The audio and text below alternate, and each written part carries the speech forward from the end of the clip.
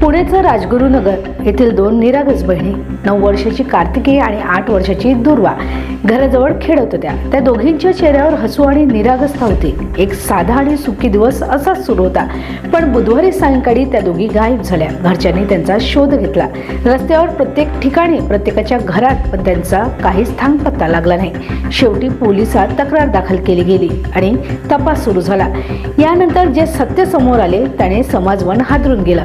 जय हिंद, हाय, hello आणि नमस्कार। Chat with Shilpa मध्ये तुम्हा सर्वांचं स्वागत। पोलिसांनी परिसरातील घर तपासायला सुरुवात केली। एक विशिष्ट ठिकाण जिथे या मुली खेळत होत्या तिथं एक बॅरल सापडला। त्या बॅरलमध्ये गुडघाभर पाणी भरलेलं होतं आणि त्यात या 2 लहान मुलींचा मृतदेह सापडला।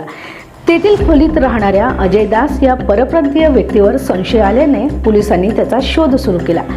54 वर्षीय अजय दास हा पश्चिम बंगालचा रहिवासी असून राजगुरुनगर येथील एका बारमध्ये काम करायचा। पोलिसांनी पुण्यातील एका लॉजमध्ये दास याला त्वरित अटक केली। तपास करत असताना दासने गुन्ह्याची कबुली दिली आणि या धक्कादायक घटनेचं सत्य समोर आलं। दासने पोलीस तपासात सांगितलं, कार्तिकीला मी खाऊचं आमिष दाखवून आपल्या खोलीत घेऊन गेलो। तिच्यावर अत्याचार करण्याचा प्रयत्न करत असताना कार्तिकीच्या आरड्याओरड्यामुळे दुर्वा देखील तिथे आली। अजय दासने पहिले दुर्गाला बॅरलमध्ये पाण्यात बुडवून ठार केलं। त्यानंतर कार्तिकीला मारण्याचं ठरवलं। ती म्हणाली, तुम्ही माझ्या बहिणीला मारलं तर मी आईला सांगणार, आणि त्यावर अजय दास घाबरला।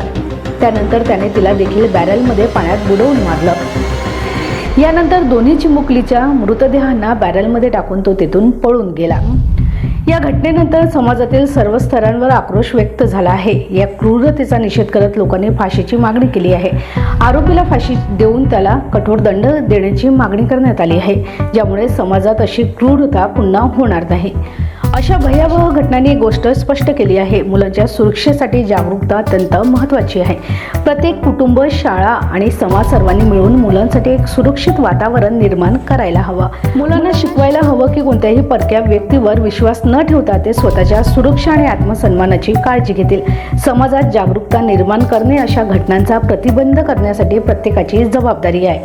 भेटूया पुन्हा नवीन व्हिडिओसह, तोपर्यंत पाहत राहा चॅट विथ शिल्पा। धन्यवाद।